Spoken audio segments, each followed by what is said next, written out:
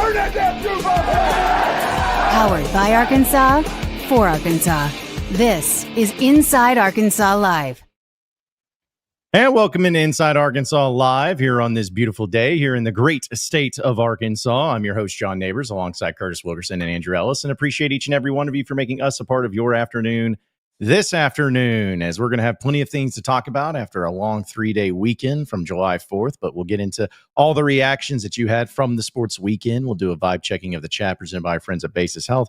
We'll also do some summer topics of discussion presented by our friends at Freedom Boat Club of Arkansas. We'll also do best and worst of the weekend presented by our friends at Looper Auction and Realty, and get into everything and anything you guys want to get into. But fellas, it's good to see you once again. How was the July 4th weekend for you all? It's pretty good. Yeah, I had a good weekend. Drove a lot, traveled all over the place, north and south, but got to hang out with some family and some friends and detach a little bit from what feels like the overwhelming portion of our life, which is the Razorbacks. There's nothing going on, and I realized, wow, there is a little bit of life outside of that. But I'm happy to be back here with you guys today, so all is well. Yeah, anytime I go too many days without, pondering the pig, I get a little weird. I need to get back on that schedule and get back in that routine. And it is always good on a Monday to kind of get back to normal on Inside Arkansas Live, get back to doing what we do best, which is ponder the pig. I had a great weekend as well. A lot of baseball news, which is always good for me, and got to see some dinosaurs too, and so that was cool. And so it was a productive weekend. I mean, couldn't ask for anything more. I feel like that if you guys are still your Big J journalist, you could do something to where it's a little objective title of a thing, pondering the pig, and just go into all the details of it. So I like that. But tomorrow's Pot at the Palace, I'm going to be comparing. I'm going to be naming the Razorback basketball players after specific types of dinosaurs. So Andrew, you just gave me that idea. That's where we're at with hoops, the dog days. I'm happy you had some baseball portal stuff, although at the middle of the holiday weekend or whatever, but we're starting to scrape the bottom of the barrel over on this end of the world. So you just gave me a great idea. Who's the Velociraptor of the Razorback basketball team? Go. Carter Knox has some Velociraptor in him, I feel like, but I don't know, maybe we could find something bigger for him. Yeah, I'm about saying, just as long nobody wants to be the Triceratops though, because there's just not really a basketball version of a Triceratops. That maybe a bully down low, maybe that would work. But yeah, that'll be a good one. That'll be a banger. We'll have to check that out. That's what we do here in the summertime, is things like that. But we'll have some fun with it and discuss it too. And it's amazing that this past Saturday, being 56 days away from Razorback football, 8 weeks roughly until it gets going, and it's going to be, before we know it, SEC Football Media Day starting up next week in Atlanta, which is kind of the unofficial preseason exhibition game, whatever you want to call it, of the college football season. So we'll have some good things from that too. But it's amazing that now it becomes more and more about talking season and about what things are going to look like and how things are going to go and what people think and predictions wise and everything. And I've even seen guys, some of it, which I feel like the SEC Media Days preseason predictions are kind of like the official ones. I mean, everyone can do their own, but I've seen quite a few of them though that are already coming out with like order of finish for the SEC and whatnot. And the highest, I looked at 4 different ones from people that I respect, and the highest Arkansas has been picked is 13th out of 16 in the SEC. So I was curious, do you guys think that's about fair? Like, if you're setting the over under at the order of finish, would it be at 13, 14, something in there? Yeah, I might put it at 13.5 and then take your pick. I feel pretty comfortable with having Arkansas ahead of Mississippi State. I think I feel fairly comfortable at having them ahead of Kentucky. Outside of that, I mean, there's some other teams in there that could fall into that mix. Like Vanderbilt, no disrespect. Like, I thought it was awesome what they did last year. I know they got Diego Pavia back. We've always wondered if there's sustainable levels of success that can happen over there. So maybe there's a backside, but really, it's there's not a whole hell of a lot of teams where you could make a super argument without really, I think, diving into the weeds of the schedules and going, oh, this is a brutal road for so-and-so. I could see them falling off, but then you could do the same thing for Arkansas where you're questioning, do they have enough on the field? And then, wow, that's also arguably the most difficult schedule in the country. So it's tough sledding the, people who are looking for a ton of excitement or, positive vibes or whatever to come out of things like you're mentioning here, John, with the orders of finish and the preseason whatever teams, you're probably not going to get that. You're going to have to do the, hey, let's put that chip on the shoulder and prove everybody wrong type of thing. I think that's where we're headed with Arkansas here. Yeah, I think 13.5 is the correct over under. And look, we can have the conversation of, hey, I actually think Arkansas is better than that. I think they'll be 11th or whatever, and that's fine. But I think if you're looking at it from the national outsider view, 13.5 makes sense. I mean, Mississippi State goes 2-10 last year. Arkansas beats them in Starkville. They get them at home this year. I think Arkansas unequivocally should and will be above Mississippi State in all of these projections. Vanderbilt would probably be that next team that I would say, okay, I think Arkansas, you can make a case there. Kentucky, you could really make a case because, I mean, they go 4-8 last year. I don't think there's a ton of excitement in Lexington either. So Calzada era. Yeah, those are kind of the three teams that I feel like you can really, start there. And maybe you can find one or two more. The problem is, I think it's the ceiling is, regardless of how we feel, I think we can all objectively look at it and say the highest you could possibly rank Arkansas would be 10 or 11. Most likely, you could maybe find 5 or 6 teams, but that, you couldn't really make a case that Arkansas should be ranked top 8 in the SEC or anything going into the year. Whereas I look at a team like Auburn, who could very well be worse than Arkansas. Arkansas beat them at Auburn last year. Like, they could very well be worse, but they have a much higher ceiling. You can make a case based on what they did in the portal, it being year 3 and all that they actually might be top 6 or 7 in the SEC. Now, I don't necessarily see that, but I think that's the problem with Arkansas is it's really hard to buy into their high ceiling because I think on paper it just doesn't really exist. Their highest ceiling would be other teams underachieving and Arkansas being able to scrap out some wins against those teams. Yeah, and that's where, sometimes I can be guilty of this too. But I think there's sometimes where Razorback fans or just people in general are looking and because they're so focused on the team that they follow. They're so focused on the Razorbacks and what they're doing or what they're not doing, if they're going to be good or they're not going to be good, that sometimes you get stuck into that where you don't even look around at all the other teams of like the teams you're going to be playing, for instance. It's like you're just so focused on like, oh man, we're going to be bad. We're not going to win any games. We're going to Chad Morris level stuff, blah, blah, blah. But then like you kind of mentioned, Andrew, it's like a team like Auburn. We'll use that for example. Sorry, Quinn. But, they're a team that not everybody's just looking at as like, oh man, that's a juggernaut. They could go out there and they could compete for a championship or anything like that. In fact, if you talk to some Auburn fans, and I talked to my guy, Zach Blackerby, does Locked on Auburn, they're kind of in a mode of like, man, this is bad. It's not looking very good. It's a wait and see approach. It's almost the same exact situation to where, that could be a game you win. I don't think anyone's sitting there being like, oh, Auburn, easy win, but it's a very winnable game. And the same thing with like a Mississippi State that you'll be playing at home. And besides that, it may get a little bleak on the confidence level that you have. But the point is that sometimes when you just get stuck into looking at what you got, looking at who left and who's not here and, these names that you don't know about, sometimes you don't stop and think about, hey, there's other schools and other teams, especially in this conference, when you're going to be like, man, they may be worse than what they were last year. They may be upset. They may be feeling like, oh, the world is coming to an end and it's a doomsday scenario. So the point is like you have to look at it from a big picture to where, yeah, is Arkansas going to be for sure better than what they were a year ago? I don't think you can really make that argument for sure. But because of the schedule, because of some teams that you may play, it could end up being one of those deals to where at the end of the season, you look back on and be like, man, I wasn't as bad as I thought it would be. I'm not saying it would be great, but maybe it's just not as bad as you thought it would be because, sometimes stop traffic. Other teams can suck too. Other teams don't have to be very good, and maybe that's something that could happen this year for Arkansas. It wasn't as bad as I thought it would be. I think, John, that a lot of Razorback fans are going to wind up feeling that way at the end of the year, and that doesn't mean that they have a great year, right? But I know there's a lot of people in the camp of, oh God, 3-9, 4-8, oh, this is brutal. It's just, oh, they're not going to be competitive, and I don't get that vibe from this team. I just, from a matching talent on talent and, the depth and the skate, like all that, like I'm just not expecting them to go out there and go 9-3 or whatever. So I do think there will be a segment of the fan base that when it's all said and done goes, yeah, I remember when John said in July that maybe people would feel like it wasn't as bad as they thought. Yeah, I'm one of those people. For me, because you're right, you could look at a lot of teams in the SEC, outside of maybe the top few there, hell, even them, and go, okay, where's the pathway for this going wrong? Like, there's high expectations there, But for most of these teams, you could look at it and say, oh, if this doesn't play out the way they're hoping for, they're screwed. If that doesn't play out the way they're hoping for, they're screwed. The difference, I think, even at the bottom of the SEC, with the exception of, like the Mississippi States that we talked about there, is the ceiling conversation. There is a pathway to it all going right. We're like, oh, wow, they really put everything together. They had a great season. And you're not seeing as much of that with Arkansas right now. All we really need, because this is what I haven't seen yet, because there are teams that are projected to not have very good years.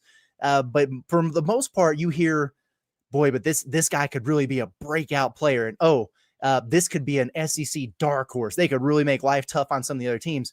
I'm waiting to hear somebody from the national standpoint that covers this sport, big picture, say that about Arkansas. Do we get that at SEC Media Day next week? Because if we do, that'll be, I think, the first thing that could parlay a little bit more excitement into this fan base. Just somebody with a little bit of cachet saying, you know what? I took a second glance at the Hog, and I'm picking up what the Pig is putting down. That's all I'm asking for going into next week. Oh man, that was a perfectly timed freeze play. That was a perfectly timed freeze play. He was crazy. You could tell in his eyes right now he was about to say something good. Yeah, he was. He was kind of doing the nod, like he was like, "Oh, I'm teed up. I got exactly what I want to say." There he is. Okay, there he is. Yeah, go ahead, Andrew. We didn't hear a single word you said. It just cut as soon as Curtis hit. So you got a fresh start. Luckily, I didn't say anything because I could also understand what was happening. But Curtis, I saw Taylen Green ranked 4th on a quarterback ranking list yesterday, and so I don't know. I think I'm seeing some buzz for the Hogs, but seriously, I think there's a natural reaction when someone says your team's not going to be good.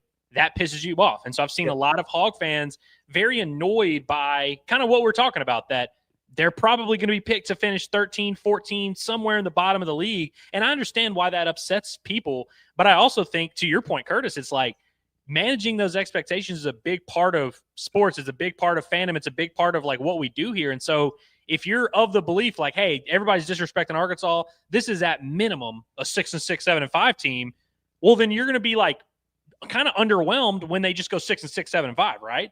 You know what I mean? Whereas, like you said, Curtis, there's going to be some people who, when they go 6-6, 7-5, will be like, damn, you know what? That was a fun year. Like, I actually enjoyed that because I thought it was going to be worse. And I think we are probably closer to that. And I'm not saying you should every year go into it expecting your team to suck and then be thrilled when they go 6-6, but I think like this national narrative of Arkansas being picked to finish in the bottom of the SEC, I understand why it upsets people, but I think also Hog fans just have to embrace that at some point and say, listen, that's the situation. We can bitch about it, we can moan, but that is the situation. It's not going to, there's nothing that's going to change between today, July 7th, and September to where the national media is going to be like, you know what? I actually think Arkansas is good, 9-3. That's what I'm projecting. Like, you're not going to complain enough to get that to happen. I think you should really be looking at this as an opportunity. Hey, Arkansas gets to prove people wrong. Sam Pittman gets to kind of solidify himself as the man. Taylen Green, by the way, who we're talking about, could have a chance to really like make himself a memorable quarterback for Razorback fans. If Arkansas goes 7-5, it wouldn't be a season we'd tell our grandkids about, but we would have a lot of respect for Taylen Green because that would mean, hey,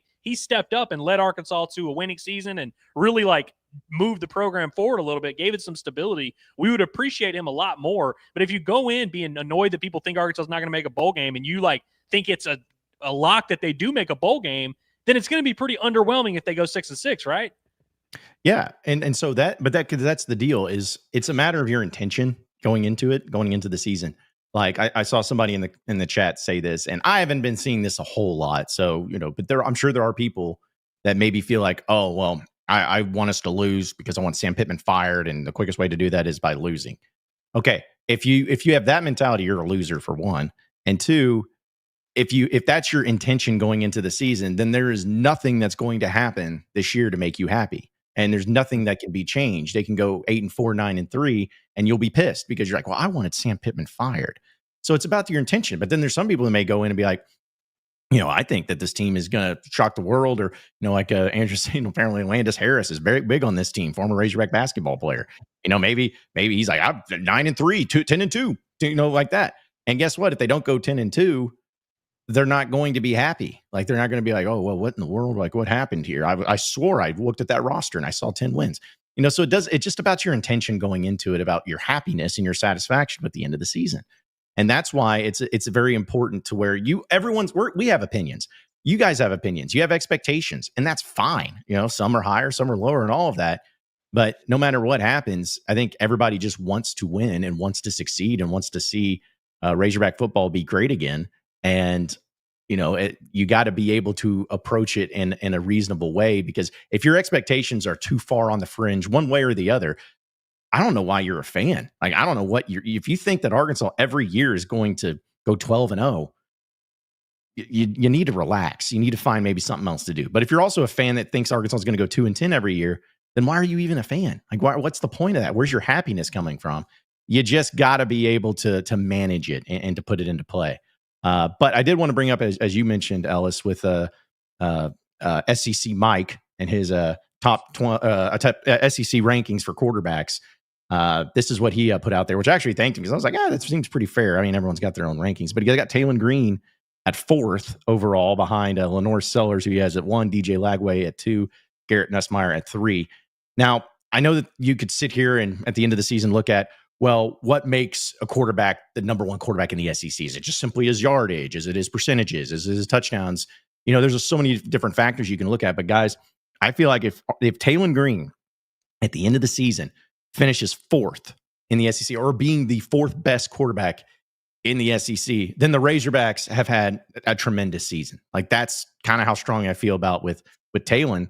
Not that it's like, groundbreaking just in, but still, it's that type of simple thing right there, where if you told me, hey, Taylen Green's going to be the 4th best quarterback in the SEC this upcoming season, then I'm like, then Arkansas is going to a bowl game and it's going to be a much better season than I predicted. I was going to say, John, would 7-5 qualify as that? If Arkansas went 7-5, do y'all think that would most likely equate to Taylen being viewed as the 4th best quarterback in the SEC? Because I actually do think so. Yeah, probably so. Because what would that look like? If Arkansas went 7-5, that would mean they had a pretty damn good offense, right? You know what I mean? Like, that's probably what that would look like. Plus, they went 6-6 last year, and I mean, what was Taylen viewed as, the 7th or 8th best quarterback? Yeah, I mean, it depends. Again, it goes back to what you look at. If you look at yardage, if that's it, then they're probably pretty higher. But if you look at completion percentage, there's just a lot of factors that go into it. But I'm also not naive enough, guys, to think that Taylen Green, which I'm a huge fan of him. I know you guys are too. But a lot of this comes into play of, well, we have not seen Arch Manning. Like, Arch Manning has not played. Yeah, it's like, so do I sit here and believe, well, it's like Taylen Green's a much better quarterback than Arch Manning? No, but we haven't seen it. We haven't seen a lot of these. There's a lot of these players that have transferred in from other schools that we have not seen. And I was messing with my Alabama buddy, because he's like, I don't remember a time we've ever had the 10th best quarterback in the SEC, but that's where somebody believes. So I'm not taking anything away from Taylen, but I'm also like, a lot of this is just kind of like what you've seen more so than what you actually believe at this point. 100%. I think that this is a fairly justifiable preseason SEC quarterbacks rankings list. I think that's justifiable for that. Because going into it, I mean, you've got the 3 best returners and then Taylen Green. You know what I mean? Just like you said, we haven't seen a whole lot of Arch Manning. We don't know if Gunnar Stockton and Austin Simmons are going to be good or if they suck, right? But we just haven't seen them. But some people are giving them the benefit of the doubt because, it's Georgia's quarterback. It's Ole Miss's guy under Lane Kiffin. Those guys are going to be, Ty Simpson. Yeah, I mean, it's an Alabama guy, and he's been in the system with Kalen DeBoer for a year, whatever. A lot of people are just giving those guys the benefit of the doubt and place them ahead of Taylen Green. That pisses a lot of people off because Taylen Green was actually on the field and playing a bunch last year.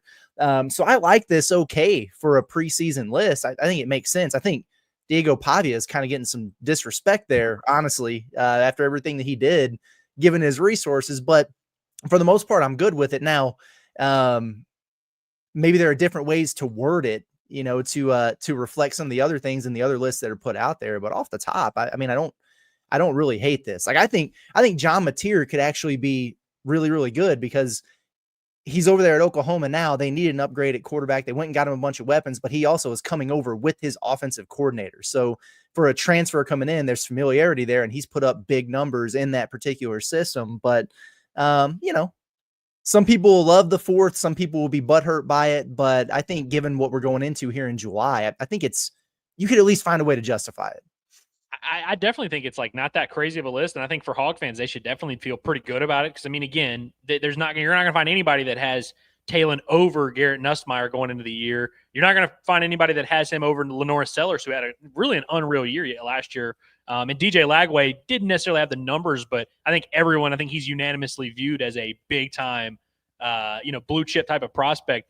I'm stunned. The thing I keep looking at is Jackson Arnold being 15, which again, it's based on what you did last year. And Jackson Arnold did not have a good year at all last year. And that seems to be the criteria we're working with here.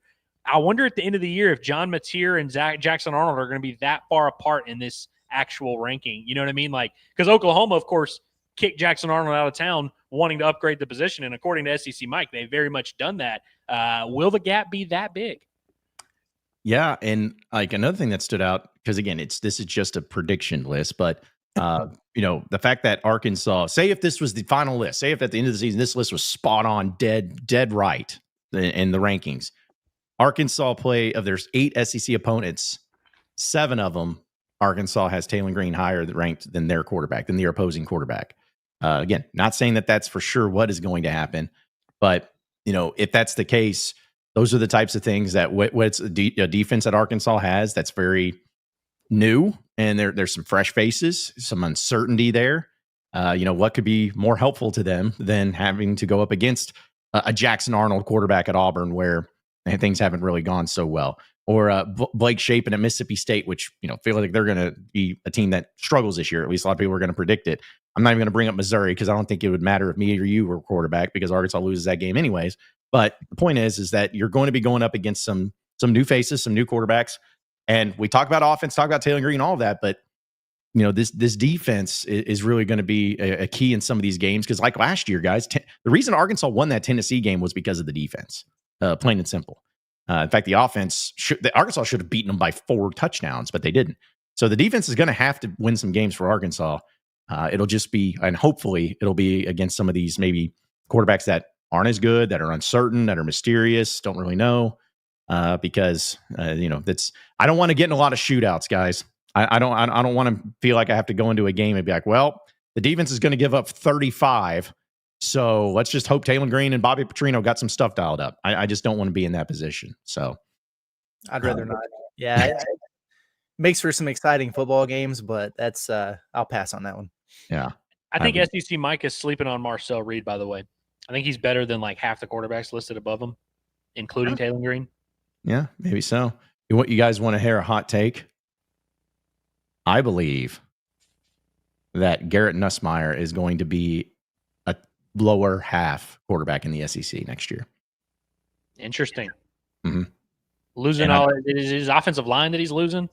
It's that, but also I just think this is just a reckless, hot take, but I just think that there's going to be some issues with LSU this year where things could spiral, things could go badly, and I just have this feeling like that I think that they've obviously had some great quarterbacks because they've had 2 Heisman winners in the past 5 years or whatever it is. But I don't know. I just feel like anytime a quarterback gets hyped as much as sometimes LSU quarterbacks do, there's always a setup for like a failure. Either that or DJ Lagway, which I think both quarterbacks are good and they deserve to be on this list of where they're at. I'm just saying that there could be some elements to where, hey, we really liked what they did last year, but things actually don't go very well for them. Lagway's definitely one where obviously I understand why everyone assumes he's going to be vastly improved, but he was not a like top half of the league type of quarterback. I mean, hell, he was barely playable for most of the year. And obviously he was a true freshman, 5-star. I get all that. And it's reasonable to assume he's going to be much better, but I don't think people are really understanding he has to be much, much better. And again, he has the talent to do it, no doubt about it. But I think Florida, it's kind of weird. Like this time last year, Florida seemed like a disaster of a program that was headed down. When they lost that opener to Miami, got blown out, we all kind of thought, damn, Billy Napier might be toast. Like, what's going on there? Now, all of a sudden, you have the most hyped quarterback in the country, and you've got everyone assuming they went out and got some receivers in the portal. Everyone assumes they're going to be great. I wouldn't be stunned if Florida maybe had some troubled waters. Y'all think LSU will bench Garrett Nussmeier for that kid from Mississippi State that transferred there? What's that kid? It's like Michael something. You remember that quarterback from Mississippi State that put up like good numbers there? He's now the backup at LSU. I wonder if we get a little QB controversy. I would love that. I would We're not absolutely. getting any QB controversy. It'd be crazy though. Michael Van Buren. Honestly, that's right. It's Van kind of Buren. wild to me that Mississippi State, like, because they let that dude walk, and everybody was like, "Oh, they're definitely going to bring in a quarterback or whatever." And then it's like, "No, Arnold, we're just gonna everybody bring thought they were Shapen getting back." Yeah, They like, thought what they were the getting hell are they Parkman, and doing then over they get there? this I would dud. take the Van Buren kid over Shapen coming back 100 times out of 100. That's wild behavior to me. Yeah. And that's why it's so crazy that here we are talking about this, and it's legitimate, and it's not like coming out of nowhere, but just the changing of guard in the SEC and what the quarterback realm looks like, where, it's nice to be on the side with like Taylen Green, for instance, of what you got. Like imagine if we were having to go into this year where it was, I mean, I'm sure if Taylen Green left after last season, they probably would have gotten a transfer quarterback or whatever, or maybe given it to KJ Jackson. But just imagine how our feelings would be so much different if it wasn't for, hey, at least you got Taylen Green coming back. You know what you're getting. You know what you've seen out of him. Because if this was a situation where Arkansas was having to break in a brand new quarterback, a transfer quarterback from a smaller school, there would be an element of like, okay, well, it's Petrino, still feel good about it, but man, that'd be a rough go of trying to justify that. Yes, it would. Hey, John, can you hit the breaking news button real quick? Yes, I got to remember which one it is. Nope. Nope. There it is. There you go. All those worked, actually. Yeah, fine. Rocco Miller, the scheduling mastermind of college basketball that just puts together everyone's schedules as they get released. He says Arkansas's home opener, the season opener, will be on November 3rd against Southern. Hey, Southern's been pretty good here lately. Bring them on. And that Curtis, that was great. I in my mind, I was getting excited. I was like, "Ooh, Baylor is going to be the season opener, man!" Imagine all the great, and it's Southern. Well, this Southern game might be replacing the Baylor game. So no, come on, I can't they do don't that. want to smoke. I'm just see, that's just sad. Like I mean, listen, I'm going to be excited. We're going to be excited about Razorback basketball no matter what. But I'm getting spoiled, dude. I'm getting greedy. I was like, I want Southern. No, I want to have the NCAA tournament be my non-conference schedule. Like that's what I want. Yeah, you're playing the whole Elite Eight. I mean, what the hell? Heartbroken Hog said Southern what? Yeah, just Southern. The team in the SWAC. Now, Arkansas, if you guys remember the year after COVID, when it was like the reduced attendance and everything, Arkansas was supposed to go play a true road game at Tulsa, and it got canceled. They COVID canceled that game, and they had to pick up a game. And so everybody's like, oh my God, they're going to play Gonzaga. They're going to play Houston. Oh, they're going to play Tech. And they scheduled Southern to come in there and get beat by 100. So there you go.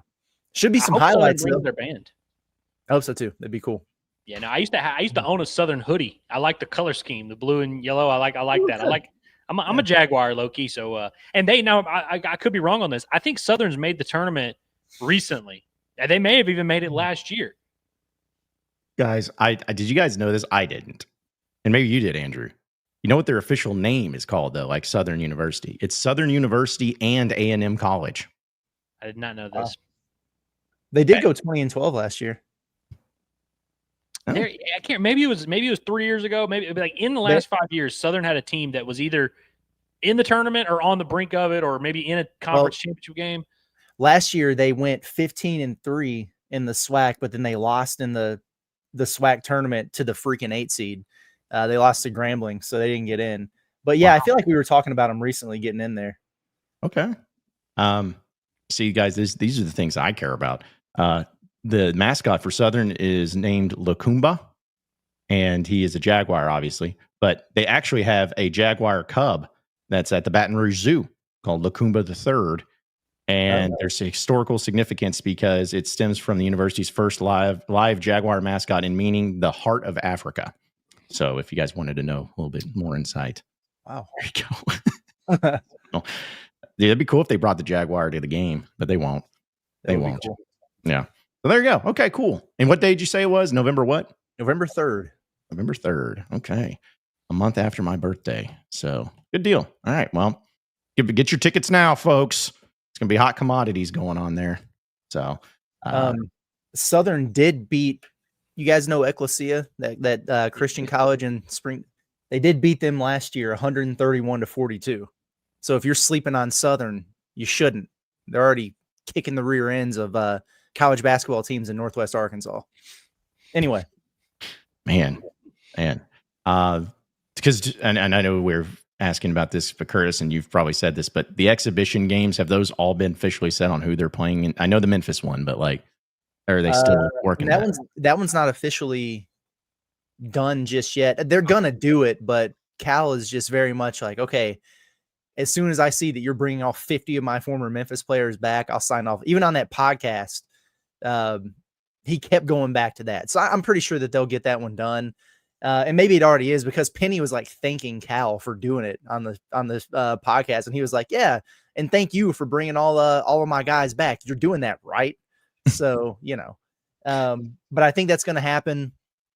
The other one, it's very interesting because I'm not saying there was at least a conversation to be had about playing USC in an exhibition at Bud Walton, but it didn't go very far down the road for this year because Arkansas already had something big kind of lined up. And there have been a few different names that have been thrown out there. Gonzaga is the most recent one, which we had heard for the longest that they were going to start a series with them, whether it was going to be this year or next year. So maybe that's a way to get that thing going. Haven't seen an official announcement about that yet, but they're going to play somebody cool for sure at Bud Walton Arena. We just don't know for sure yet who it is or when it will be. And I feel like those announcements do come kind of late. Yeah. We heard about the both the Kansas and the TCU ones. We felt like we were like into football season or something. It might've been like September or something before we heard about those officially. Kansas one did feel very impromptu. Yeah. Well, that's what kind of was hoping for this year was the return trip to Fog Allen. I know that they're probably already playing Memphis, so maybe they want a home game, but man, that would have been so cool. That would have been really awesome. I agree. Yeah. But I just don't think Bill Self wants to lose 3 times in a row in a year to Arkansas. That would be a rough go. Like 3 times in a 365-day calendar year, losing to the Razorbacks, and all in 3 different locations too. So that would be a tough look. But okay, well, good to know. Yeah, good to know on that. I'll tell you what, we'll go ahead. I'm going to try something new, guys. So bear with me on this. I'm sure it'll go really well. But let's go ahead and get into your chats presented by our friends over at Basis Health, because as we know, Basis Health, they are changing the way that healthcare is delivered by providing mobile medical visits to the comfort of your very own home. A doctor will come to your home for urgent care, primary care, IV hydration, and so much more. It's Basis Health. They are here for you when and where you need them the most. You can learn more at basishealth.org today, or you can scan that little QR code there as well. It's Basis Health. Okay. Did that work? Did it sound good? Yeah. Good. It sounded good on my end. Good. All right. Because, it's one of those things that, StreamYard does some crazy stuff sometimes. And, they never know when it's going to go. But either way, let's go ahead and get into your chats, folks. Appreciate everybody jumping in. In fact, speaking of basketball, this happened before the show even started. But it is basketball related. So a little super chat from our guy, Landon Jackson. He says, Curtis, seeing Muss post USC summer practice clips is making me tweak out. A highlight clip of Acuff dunking or drinking some Gatorade would hit like crack. Wouldn't it though? It would be nice. What are we doing, man? Put something out. I was ranting about this on the pod at the Palace this morning. I get it, whatever. It's not that big of a deal, but it kind of is. Think about, if you go through all the SEC teams, I bet Arkansas is the only one that hasn't put anything out at this point. We're not asking for anything crazy. Remember last year, early in the season, like it's John Calipari's first year, and Bud Walton Arena is half full. And we can talk about the ticket prices and, companies hoarding up everything, whatever. But for the longest, our conversation was kind of about, they didn't really give us much access to the players. And it's almost like the fan base isn't really connected with the team. And wonder why that is or whatever. Well, maybe, just maybe, if you put out the occasional clip of them playing basketball throughout the course of the summer, people would feel connected. They would have some guys to get excited about, whatever. They were doing the roster announcements or they were showing highlights from last year or whatever, and they did one every day for every player. It can't be that hard to just scrounge up, 3 clips of Malik Ewan making layups and putting it out there with a little background music or something. So I would imagine they're going to do something at some point here, but it's July 7th and we have nothing. We have pictures of the team with Nolan Richardson after conditioning, which is cool, but I'm trying to see him hoop. Like I want to see the big guys working with Kenny Payne. I want to see the 2 freshmen that we keep hearing so much about with a Razorback jersey on shooting a basketball. We know that they're doing it. We know that they're working hard, and we're getting some feedback on who's looking good and everything like that. But that's great. People don't want to hear that shit from me. They want to see it, man. So like, just give us a 30-second clip, something this week. Come on. It's time You to think do they're it. saving it for the tip-off tour when they go to Pine Bluff? Do you think that's what they're waiting? Everybody's first look is going to be then. We need to have this conversation at some point about whether or not they need to rethink this tip-off tour and do the red white back in Barnhill. Okay. I mean, you know how I felt about it last year, my criticisms of it. So I think you could do all of the above, maybe, like if you wanted to. I don't know, but you got to have something on campus. That was another. I think they missed the boat on that. Yeah, I mean, it doesn't, like you said, it's not like you're asking for a lot. It doesn't take much either. It's like 1 clip per week will get you to the promised land. Like that 1 7-second clip will provide enough excitement. Like it's not going to take that many breadcrumbs to really get fans talking and, oh yeah, good to see this. Yeah, I mean, I wouldn't think so either. But that's the deal. Is like, I'm an easy person to please when it comes to my excitement level for something I'm already excited about. You know, like I'm already excited about Razorback basketball, regardless of if they put out any cool clips or anything like that. But at the same time, you know, it would be a nice gesture to continue to get me even more excited about something I'm excited about.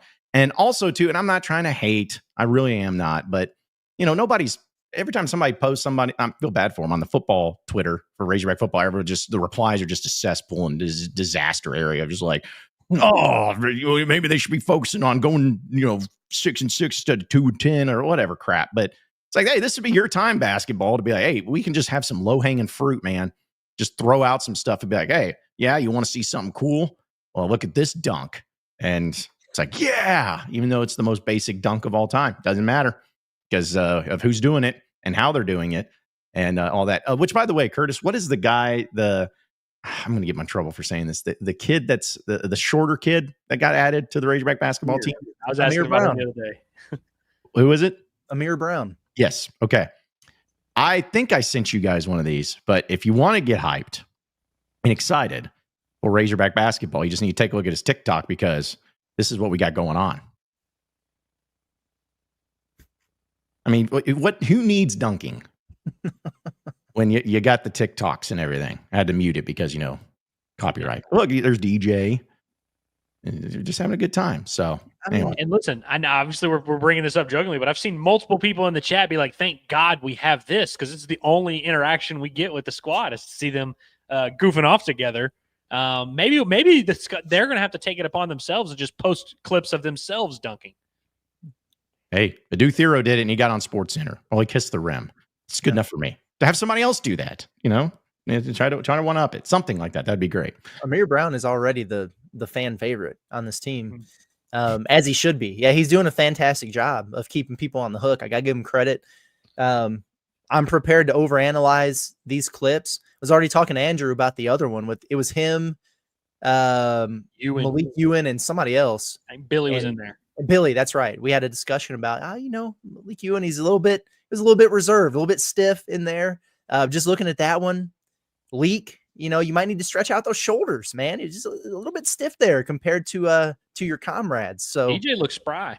He does. Yeah, he looks good. Billy, electric as always. I mean, they can dance, man. They can dance and have a good time. Because even Finch was saying, he said, may not be practice clips, but it's nice to see our guys on the men's basketball team getting along and building that chemistry via TikToks and hanging out. Amir's definitely a hype man. Love it. So yeah. I mean, listen, we'll take what we can get this time of year, and this is what we can get. That's right. All right. So a few football questions here, not to break everyone's spirits, but let's see. We'll stick with basketball because Finch had another. He said, hey, Curtis, Torres is talking us up as high as the top 3 team in the SEC. Sounds good, but after ranking day on pod at the Palace is what he meant. But is he overhyping or are you underselling? Just messing with you a little bit. Well, I put Arkansas at 2. So you might want to flip that around. Maybe Torres is underselling and I'm overhyping. Could that be it? It's possible. I was very high on the Hog there. I weighed retention heavily. That's just kind of where I'm at. I think it's been a key ingredient on teams finding a lot of success here recently. And there's not a lot of it. Last year, it was a ton of returners, a bunch of dudes who'd been in the league for felt like a decade. Wade Taylor and Zakai Ziegler and all those other guys. And it's just not the case this year. And so you look at the three teams I had at the top: Florida, Arkansas, and you guys can go listen to my justification on everything else if you want to. It was from last week. Alabama, I had at third, and those are the three teams that are returning a lot from really good teams last year. And I know BBN was pissed because I put Kentucky at 4, but you got like 17 transfers in there, man. We don't know how this is going to go. By the way, Finch clarified that he meant overall. He had Arkansas as number 3 in the country. I got you. But that makes a lot more sense. Okay. I got you. Yeah, that does make sense. Well, from that standpoint, then maybe you're right. Well, I do not think that this is a top 5 team in the country. Arkansas. When you said that, I was kind of like, well, I don't feel like ranking them number 3 in the SEC is that much of a crazy take. It's not like, oh my gosh, you're insane. It's like, yeah, it seemed pretty real. But now, nationally, that's quite the different. No, I think you could sell me on Arkansas as high as maybe 8 or so. I would probably have them somewhere in that 8 to 12 range nationally. That's fair. That's fair.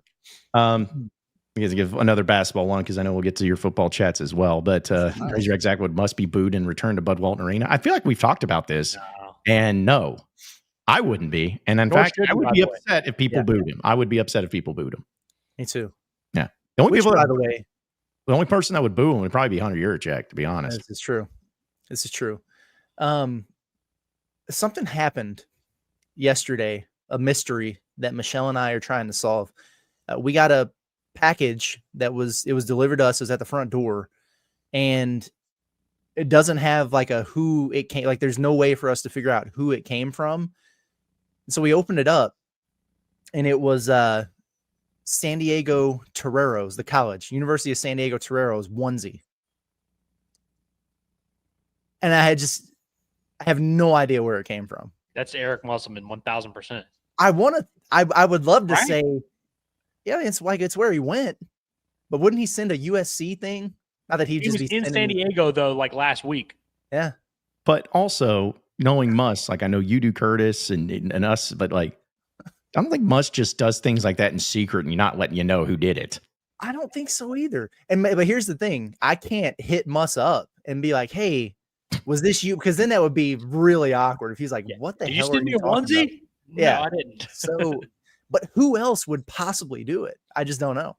So I don't know. Maybe it was someone who had my address. Yeah, that's also a good point. I bet he forgot to put the letter in there. There was supposed to be a letter attached that was like, "Hey, this is Muss. Congrats, blah blah blah." And I bet that just got left out. Dude, I bet you was on Ruta too, and he screwed it up. Muss is going to make him eat so many spider webs. Like he's going to be like, "You SOB, how dare you mess this up?" And so he's going to give him punishment. So now I don't know what to do. We want to know who it came from. That way we could just say, "Hey, thank you." It's cool. Like the kid's going to wear it, but I don't know how to go about it. So I just thought I'd address it publicly. Thanks.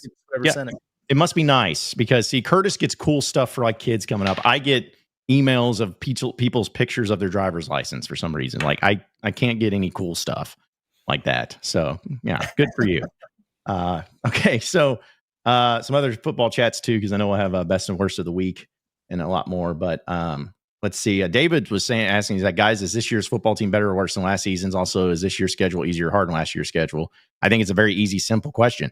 The football team is not as good as it was last year on paper. And to me, and to two, the schedule is significantly more difficult, like not even close. There's no arguments. It is significantly more difficult than what it was a year ago. Yeah. The latter part of that, 100%. It's a much more challenging schedule. I mean, based on home and road, based on the non-con. I mean, it's a beast. And even if you were as good as last year, the schedule's a lot tougher. So you can kind of do the math there. I think there's a bigger gap in the schedule. You know what I mean? Like I think the schedule is a lot harder, and I think the teams are actually going to wind up being pretty close in like actual competency and value.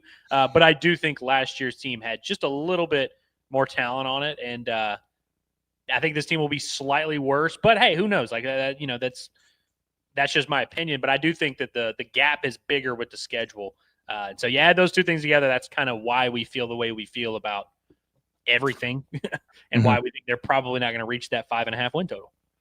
Yeah, and same thing too with like, you know, the schedule. I know it gets brought up, and we talked about it last week, but I even put this in the Discord.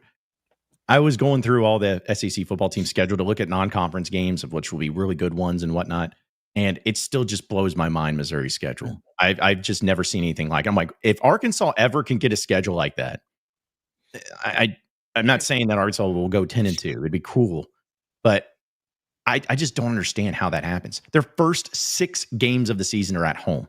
They play 6 straight home games. How? And they don't play any college football playoff team. And the only team they play in the entire schedule that's even a college football playoff contender would be Alabama at home. They don't play Georgia. They don't play Ole Miss. They don't play Tennessee. They don't play Texas. It's just like, golly, imagine if Arkansas had that schedule, what it would be. Not again, I know, not saying you would be undefeated, but good grief, I'd be looking at that and be like, hey, Arkansas, if they don't go 6-6 at least, this is going to be a disaster of epic proportions. And, you know, just things change. So schedule, man, it'll get you every time.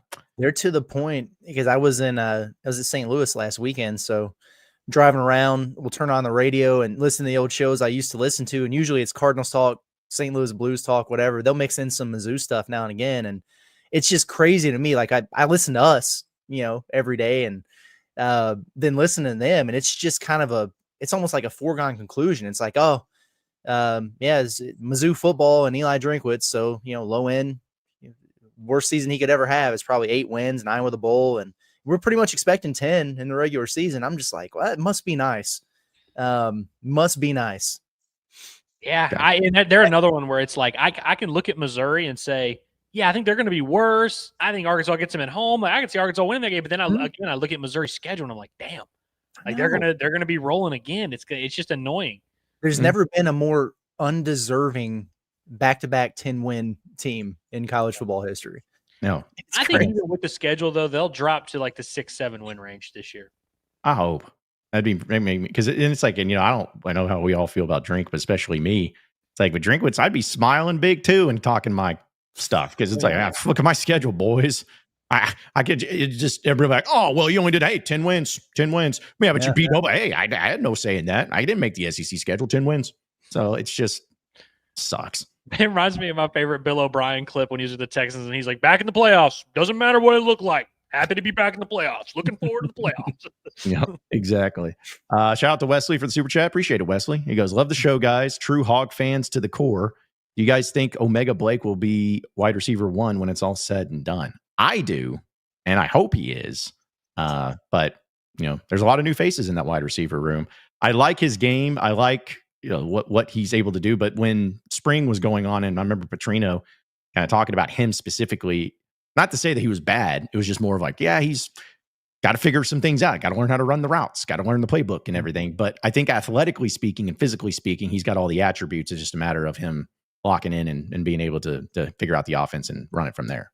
Yeah, I think he will be wide receiver 1 by way of starting wide receiver on the outside, a big target. Other teams' number 1s are going to be, you know, defending him, whatever. All that I'm on board with. I have a feeling, I think, Andrew, I think it was you that was kind of alluding to this with his, how it might shake out there. It could very easily be someone else, though, who winds up leading Arkansas. Maybe not the biggest threat when you look at him on paper, you know, and it's like, oh, damn, we got to put our lockdown guy on Omega Blake for sure. But I could definitely see Raylan Sharp or somebody just racking up a bunch of catches and the yardage and stuff. I think, and I think I said this the other day too, that I think Omega Blake is probably going to lead the team in yards, not receptions. You know, like I could see him having 600, 700, 800 yards. Yeah. And like 7 touchdowns or something. Yeah. For sure. And he will be the best, most productive wide receiver. But I think when people say wide receiver 1, they think of the Andrew Armstrong type of, hey, it's 3rd and 6. We need a conversion. Let's get our guy on the outside one-on-one and let's just let him win that matchup. I do not believe Omega Blake is that type of guy. Not to say he can't be that guy. I think he's going to he'll probably get a lot of those targets, and he has that ability to beat guys over the top. So that could very well come in those situations. But I don't think he's going to be the every down, reliable possession receiver that Andrew Armstrong was. They're just very different skill sets. And one, Andrew Armstrong was like a top 5 receiver in the nation, and he's not that either. I think he is going to be Arkansas's most productive wide receiver. But when you ask, is he going to be wide receiver 1? I think people, when they say that, they think something else. Mm-hmm. And I think he's going to fit the criteria that Hog fans look for in a wide receiver 1. But I do think he is going to have plenty of production because he's going to make big plays. And I think he's going to have some 3-catch, 85-yard performances. Yes. Yeah. I do too. And, it's always about the quarterback and who he's most comfortable throwing to. Like last year, it was no doubt that Andrew Armstrong was the guy for Arkansas. And there was some that didn't get as many touches. We talked about the tight end position. Like didn't get as many touches. It could be a lot of reasons for that. So with Taylen Green, he's got pretty much a blank palette of new tight ends, new wide receivers. So it could be something to where, you got Omega Blake might be the best receiver on the field, but Taylen Green's got more rapport and chemistry with CC or with any of those guys. So it could be that way. But I don't care who gets the ball as long as they just get in the end zone and it's effective. I don't really care who catches it. A few more real quick here. Heartbroken Hog. This is hopefully you're not serious. He says I'd rather be picked 13th and 3rd. Go home, man. No, you wouldn't. No, you would not. No. You know how much what our level, your level, the American people's level of excitement would be for Razorback football if people were picking Arkansas to finish 3rd in the SEC. Come on, like Arkansas didn't even get to finish 3rd in the SEC last year. And if you'd rather be picked 13th, then why are you so upset that Arkansas's picked 13th? Because every day we have people that are like, oh, everyone's sleeping on Arkansas. Why is everybody picking Arkansas so low? It's like, well, that's just what they think, and you're not happy there. So I don't think you would you'd be less happy if they were picked 3rd. Yeah. Go suck your head, buddy. All right, let's see. We got whoa. Suck your head. Whoa. You guys Why do you need to go suck his head? That's a good one. You guys, sorry. Okay, I have these references. Ferris Bueller's Day Off, right? You've seen it. Is that said in there? Okay. Yeah. The principal, Edward Rooney, when he's talking to his secretary, she's like, and watch your mouth this time. And he goes, go suck your head. And he hangs up the phone. Anyway. I just wondered why you were telling Heartbroken Hog to go suck his head. Like, well, Because saying something stupid like that's dumb. Like, it needs to be called out. Even if he was kidding, he was kidding. And hopefully he knows I'm saying it in jest too. Like, I just like to have fun with people, but don't be saying dumb stuff like that. John is, he's the most professional, the most PG of our crew here on the air. Yeah.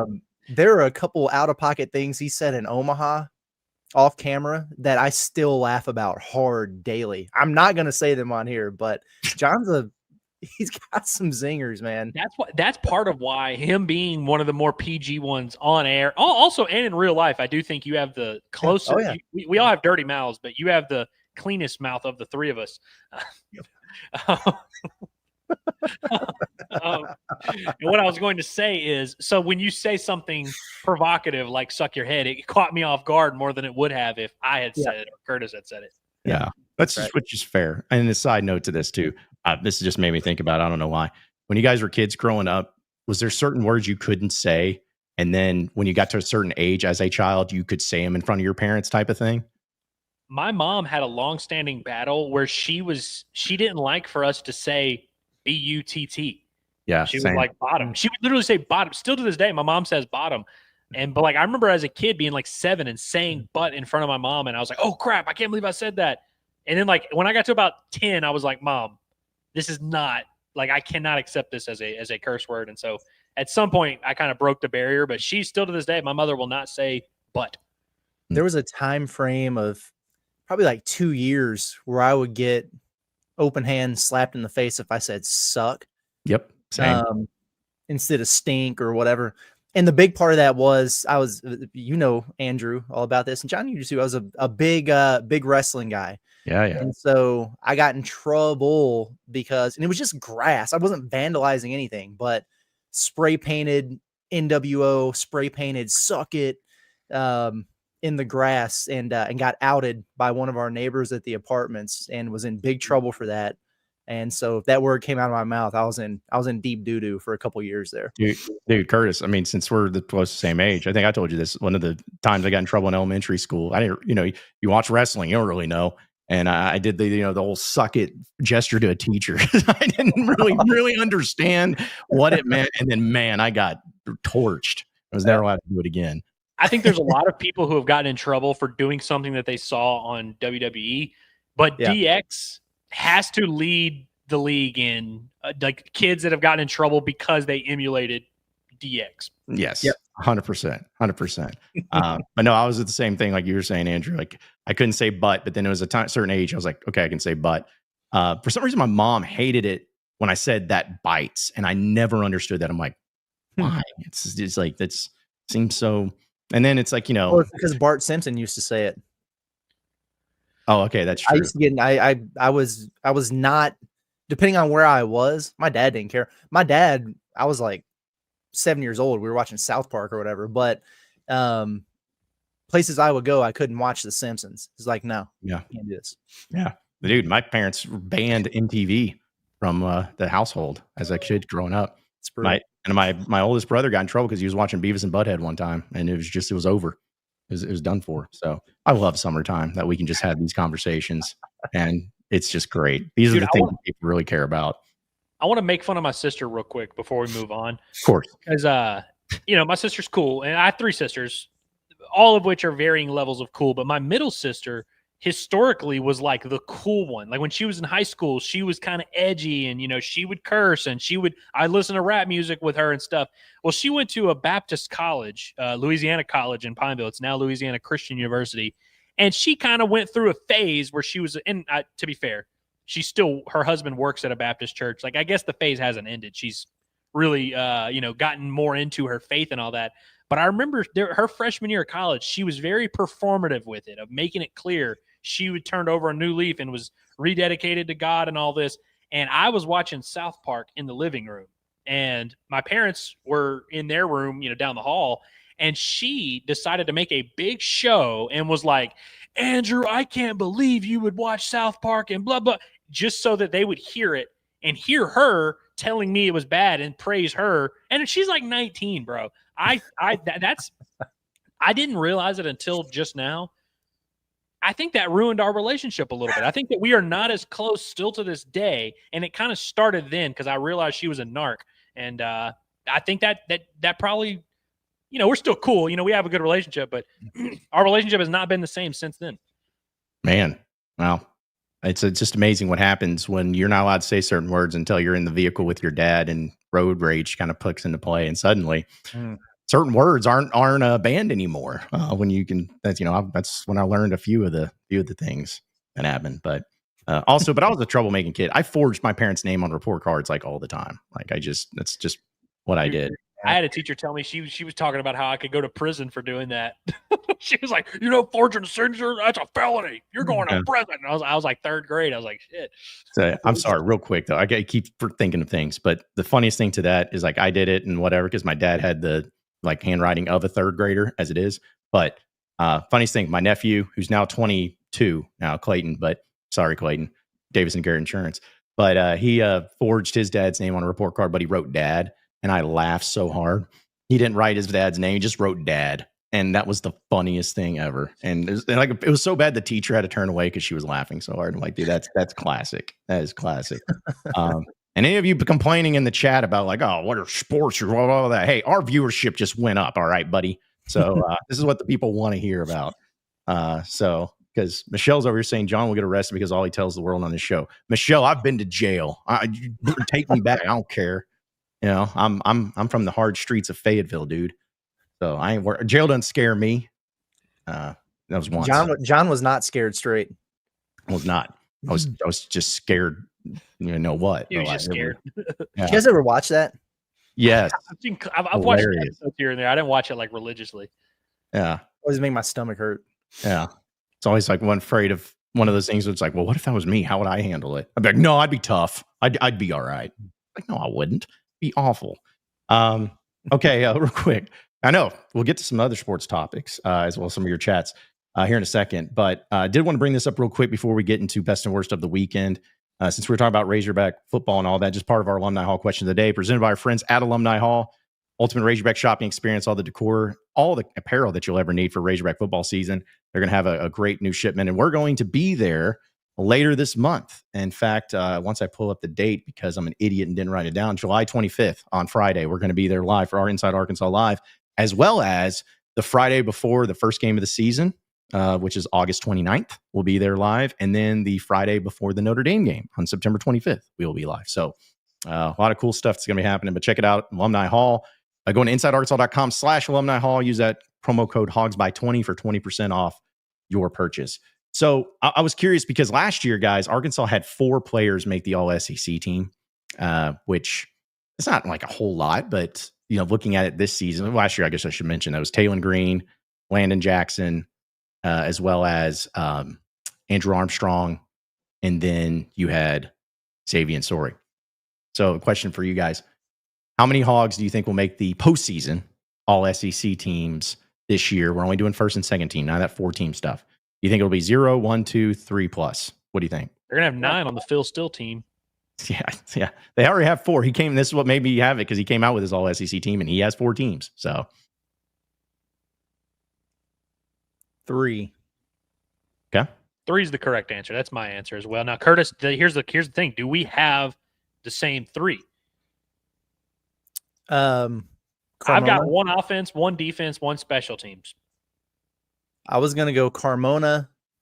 Yes, I was going to do special teams. Now, I think it's going to be Shanks or 2 special teams. You're going to be Shanks or Devin Bell. It's not going to be both, but it's going to be one of the 2. And then I'm torn between my goat Cam Ball and Sorey. I got Sorey and Shanks were the 3, and then of course Carmona with offense. Sorey, I feel like I'm actually very confident in this. And look, I know that may make you think, oh, so that means you're very optimistic on the Arkansas defense. No, it does not.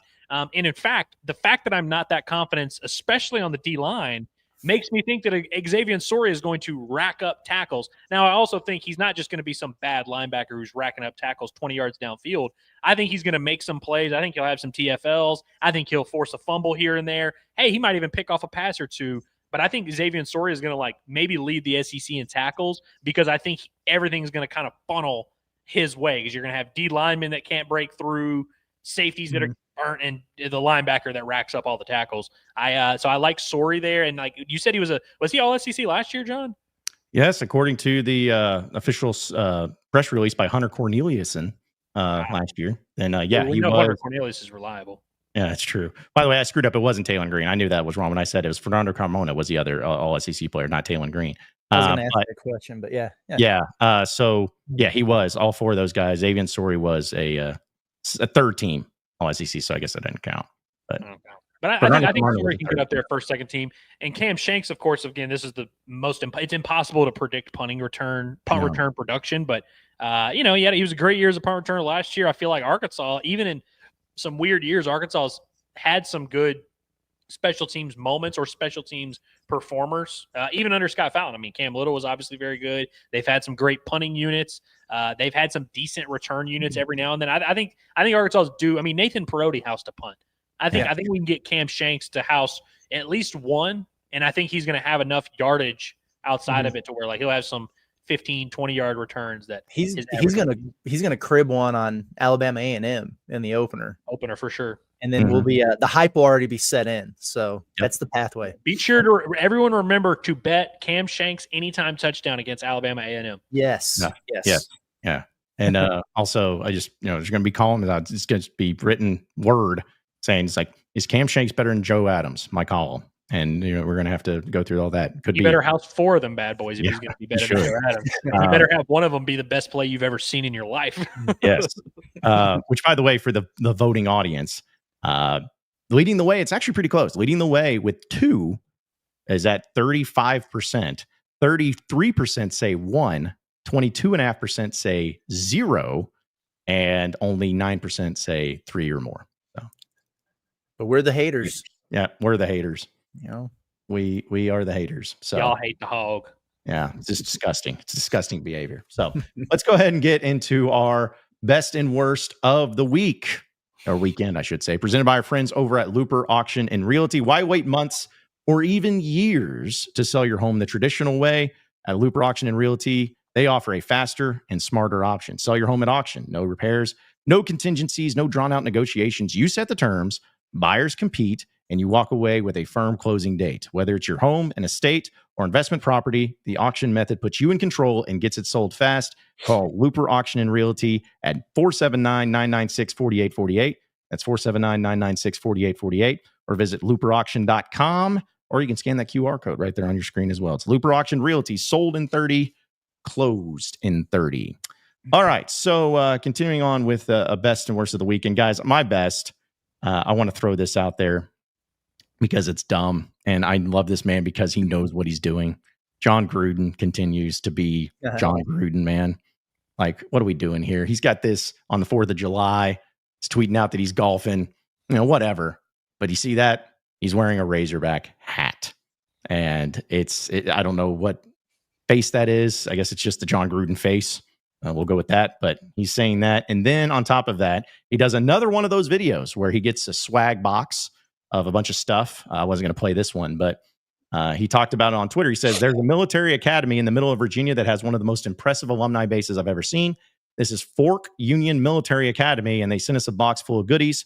Thanks to Coach Cotton and Fork Union. Good luck this season. Now, you're probably hearing that. Like, well, what does that have to do with Arkansas? Well, because in the video, he's wearing a Razorback hat, a different Razorback hat. This man knows what he's doing. It's insane. I love it. I love the fact that he's all Arkansas, but the fact that people are just like, it's come back. The groomers have come back. Not the ones that are bad, but more of the rumors about John Gruden being the next head coach.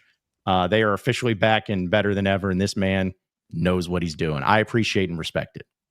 Even if he came to Arkansas and fell flat on his face, it would be so big for the brand. Oh man, with him doing the barstool thing now, it would be game changing, guys. It really would. Let me just throw something out there to you. 2 years from now, the head coaches of your three major sports are John Gruden, John Calipari, and Tony Vitello. That'd be insane. Guys, man, you're sending DVH out to pasture already. That's crazy. Yeah, well, I'm just saying after he wins 2 more titles, he's got to hang them up. But that would be awesome. They wouldn't even need an athletic director at that point. Just let it be by committee. Those are the three. The triads or not the triad? What is it? What is it when it's the 3 people? The trifecta. The trifecta. Trinity. That's what I'm thinking of. Trinity. Okay. Yeah, just let that happen. But Father, Son, either way, Spirit. yeah, same thing. But yeah, so I love it. I appreciate that he's really good at doing these things, but still makes me laugh. And I'm glad. Listen, even if he's trolling or whatnot, you got John Gruden wearing Razorback apparel. It's pretty cool. It's pretty cool, and it's also relatable for John Gruden to get a box of goodies and then just rely on that to handle his wardrobe for the next week or so. Because I think we all do that. We get new stuff, and we're like, oh, I've got this new shirt. Might as well wear it tomorrow. Well, I got a new hat. I guess I'll wear it tomorrow. It's and so I think that's just what he's doing. Honestly, is he's got a bunch of new stuff, and he's like, might as well start wearing some of these hats. Yep. So that's my best of the weekend. I like it. I've got 2, one personal and one sports related. Personal best of the weekend for me. I gotta give a shout out to my buddy Dave, who was the best man at my wedding, and he's been up here in Fayetteville with me for the last week. We're trying to get ready for this baby, and we were way behind, and a lot of projects that we had to get taken care of, things that we had to fix, things that we have to build and construct and move around and all that. And he works in the school system. This is his first, free week really of the summer. And he's spending up here with me, just helping me get ready for all this. And it allows Michelle to chill out and rest a little bit, even though she continues to try to be on the go over and over and over. But he goes back home tomorrow, but I had to give him a shout out. Really appreciate him. By the time he leaves, I'm going to feel a lot better about our situation. If this baby were to come early, that we would be prepared to handle it. So big time shout out there. And then sports, the ultimate feat of athletic prowess, Joey Chestnut, man, back. He's back, baby. Little brief hiatus because he decided to eat plant-based hot dogs or whatever. Just dominated the hot dog eating competition. 70 and a half hot dogs and buns in 10 minutes. It wasn't his record, but it was really, really impressive. I think the dude who won it last year when he wasn't there ate like 46 or something. So he shattered that by 25 and a half dogs. Just absolutely ridiculous what that man is able to do. The true glizzy gladiator. I always enjoy watching it. Michelle hates it. I don't care. I think it's impressive stuff. It's definitely impressive stuff. I actually didn't watch it live, but I watched it on replay because I wanted to see it. And I avoided spoilers. Dude, he put down 11 hot dogs in the first 59 seconds. It's insane. I mean, good Lord, dude, like right off the bat, there were a couple, they do the men's and women's. There were a couple people in the women's who finished with like 11, 12 hot dogs. I'm like, y'all just had dinner. Like, y'all didn't even like compete. 10 minutes, 10 hot dogs in 10 minutes. It's like, that's actually like not a crazy feat, honestly. But once you get up into 70, that's pretty crazy. The guy that won it last year, Curtis, that they had sitting next to him, you could see the life go out of his eyes. He quit about halfway through the competition because he actually was on a pretty solid pace. But then once he got to about 30, 35, 40, he quit. He saw that it wasn't going to work. I don't even think he finished second. That dude was, they always say a Chrysler looks like a Phantom until a Phantom pulls up. And we got to see that in real time with Joey Chestnut. That was awesome. Yeah. Real quick, I got two things for that before we move on to yours, Andrew, but real quick. One, how would you like to, I don't know what the other people get paid if they do anything, but just like why even show up? It's one of those deals to where, why are you even there? No one cares about you. You don't know your name. You get, it's cool to post on social media that you were there, but you got doubled up. You got lapped twice in your hot dog eating and like, yeah, that's things you ate a bunch of hot dogs and you still lost. So it's like, you're really the loser in all of it. And then that's number one. And then two, real quick question. This was, I got to give credit to my buddy Devin. Of course, he probably stole it from someone because he's a thief. But you got Usain Bolt and you got Joey Chestnut. You got to eat a hot dog and run 100 meters. Who does it first? I still think Bolt gets them. Because, I mean, look, Joey obviously be able to finish that glizzy in 3 seconds or whatever. Usain Bolt, if he knows he just has to eat one hot dog, how long is it going to take Usain Bolt to eat a hot dog? I mean, how long does it take y'all to eat a hot dog? If you had to do it competitively, would it take you 15 seconds? I don't even think it'd take that. I think I could house it quick. Yeah. Like Usain Bolt, I'm not saying he's a competitive eater, but like if it's one hot dog, I think he can get through a hot dog in 10 seconds or so. And if he gets through it in 10 seconds, even if Joey has 10 seconds on him, I think Usain Bolt probably beats it. Plus Joey, I mean, how long would it take Joey to run 100 meters? 25, 30? I don't know. He's in surprisingly good shape, but he ain't running sprints. Yeah. Well, I would go with Bolt here. 100 meters is a long time too. It's not a quick sprint. I mean, you got to really. I mean, it is quick when they do it, but that's a long distance. Well, I looked up what the average adult man can run 100 meters in, and it says anywhere between 15 to 30 seconds. I was like, okay, the average.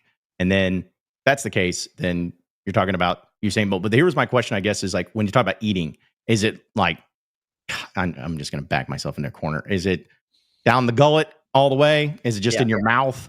Like what are we talking about when it comes to eating one? But swallow it and open wide. Yeah, I guess so. But be proof.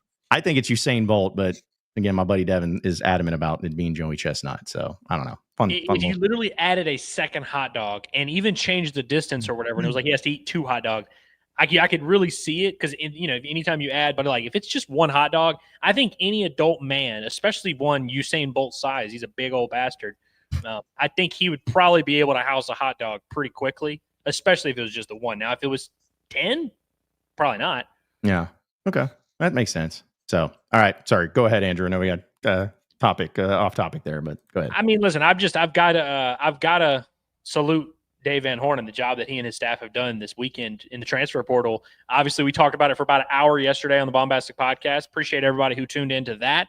I mean, listen, it's just good to see questions get answered immediately.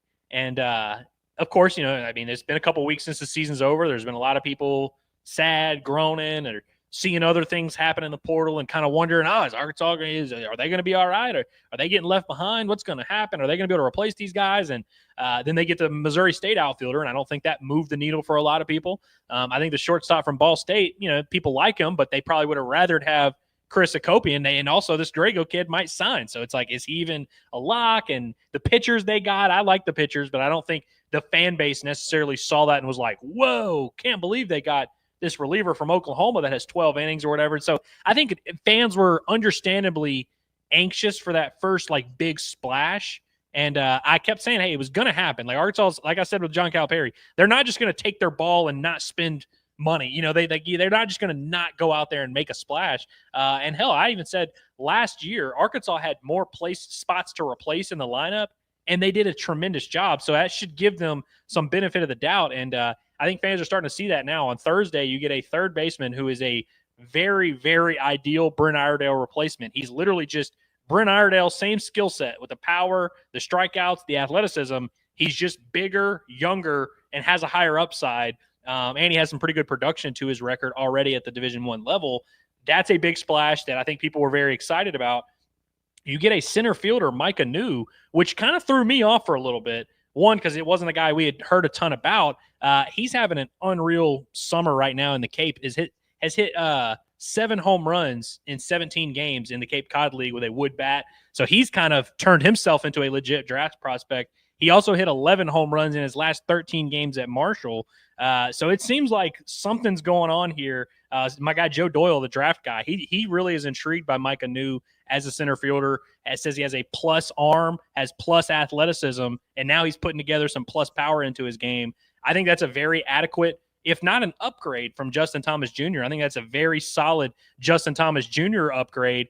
And now you get your Charles Davalon upgrade or replacement in Damian Ruiz, who hit 388 and walked 50 times at Lamar. And a lot of these guys on the roster, like a Helfrich, like a Souza, like a TJ Pompey, the Texas Tech kid, a lot of strikeouts, a lot of power. And the same could be said for Micah New. Damian Ruiz is not that. He does not strike out hardly at all, puts the ball in play a ton. All the metrics, his contact rate, his in the zone swing and miss rate, all of these, they love. This guy puts the ball in play. Of course, he's going to have to face better competition in the SEC. But I think if you compare what he had on paper coming into his Arkansas career and compare it to Logan Maxwell and Charles Davalon, Damian Ruiz is a lot more accomplished than those guys. And so I feel like Arkansas went out and replaced 3 very key spots. They've got some other huge additions as well. A lot of key returners. I feel like the lineup is, I don't want to say it's a done deal and it's set, but if the season started tomorrow, I would be very optimistic about Arkansas's chances against anybody with the lineup they put together. They've done a great job in the portal once again, and I wish people would shut the hell up. Yeah, well, that's never going to happen. Just wait till Nate Thompson gets a hold of him, though, Andrew. Are we still doing that? I think that's still a thing. Just wait till Nate Thompson, makes them start just swinging for the fences every time. They're going to turn the kid from was it the Lamar, the Ruiz kid that had only 7 home runs but hit 388 or whatever. They're just waiting. He's going to be striking out double and hitting only 12 home runs. That's all he's going to do. So it's just what people are going to do. Which also, by the way, real quick on baseball, I don't know if you brought this up or anything, but I did see one of the latest MLB draft mocks that has Hiva Eloy going to Curtis's favorite team, the Cubs, and first round, and then has Gage Wood going to the Braves in the first round. So it's the latest mock draft. 2 top 22 picks projected, which is pretty good. Arkansas, by the way, is in the mix for the best transfer starter left in the portal, Joey Volchko. And I can't remember who it was that asked. They were like, hey, do you think it's going to hurt our chances? Because LSU obviously has, those 2 really good starters. Like, is that going to, stop Joey Volchko from coming here? I'm like, Arkansas might have 2 first-round picks on the pitching staff this year. Like Zach Root, maybe he goes 42 overall, but it's like, I don't think, incoming transfers look at Arkansas and they're like, can't go there if I want to develop my game and be a first-round pick. I think Arkansas and LSU are both going to be attractive. And by the way, with the Ruiz kid, Arkansas wins that battle against LSU. With Joey Volchko, potentially a battle against LSU. Obviously, you'd rather beat them on the field, but I do think there's something to that. Also, real quick, Curse, before it gets worse of the weekend, my buddy Devin, who is also a Cardinals fan, said he's going to go jump into Lake Norm if another Hog has to go be the Cubs. So do you feel that same way about how many former Hogs end up being Cubs and not enough being Cardinals? Yeah, I mean, it's a little irritating. The Cardinals do have Mason Wynn, who, for all intents and purposes, I call a Hog. Tink Hint's coming up, so I'll celebrate those as victories, even though it's really not. But yeah, it's a little bit annoying because I want to really cheer those guys on in their professional careers, but my hatred for the Cubs runs deep. Yeah, Yeah, I might jump in with him. Yeah. Sorry about yesterday, by the way. That was a tough one. But Curtis, I don't know if I've shared this information with you. On MLB The Show, which I'm about to have to put down because I'm going to get college football 26. I have started a franchise with the Cardinals, and I have put every Razorback that is in professional baseball in the Cardinals system. I traded like Nolan Arenado for Caden Wallace. I was like, I'm just putting every single hog. So I've got a full like AAA and MLB roster full of pigs wearing the Cardinal jersey. I'm glad you have the genitalia to make those moves, because that does not exist in the Cardinals organization to do anything that could potentially ever make your franchise better. Oh. Yeah, that's overrated. Man, Andrew, I was a little surprised you didn't go with your Stros as best of the weekend for, the hat and the message you wanted me to send to my buddy Brendan, who happens to be a Dodgers fan. So it was a very good weekend for the Stros. I mean, when you sweep the Dodgers, maybe the best team in baseball, it's always good. You beat them 18-1 one of those games, and there's a lot of history with the Astros and Dodgers. But no, I didn't want to rub it in. I'm not that kind of guy. Yeah, you would never say things like that ever. But I'll say for the worst of the weekend, I'm going to throw this in because, again, I got the college football, EA Sports college football game. I checked it out for a little bit. And actually, I think I'm going to do a live stream tonight, just kind of going through with the Razorback stuff with people. You guys are welcome to join if you want. But if you have better things to do, which I know you do, we'll go through it. But either way, the game, whatever. But the fact that Deion Sanders and Bill Belichick declined, I should say, to be in the video game is dumb. It's just so dumb. And it doesn't matter at the end. And Bill Belichick, I at least understand a little bit because that dude is that way. He is literally the grumpiest man that has ever existed. He doesn't like social media. He doesn't like any of those things. But Deion,